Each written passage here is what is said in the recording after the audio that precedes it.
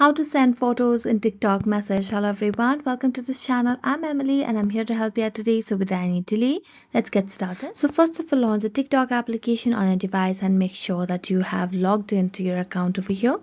Now as you log into your account, you can see the inbox option over here at the bottom of the screen at the bottom right corner. So tap on inbox, and as you do that, select on the profile that you'd want to send the photos. So what you need to do is, as you tap on the profile, you can see on the message option and then tap on the message box. Now as you tap on the message box, what you can simply do is you can see the gallery option over here at the right side of the screen. So tap on it and then select any picture over here. So I'm going to select on this picture and then tap on send. And as you do that, here you have already sent a message or a photo in TikTok message. So thank you so much for watching this video and see you next time.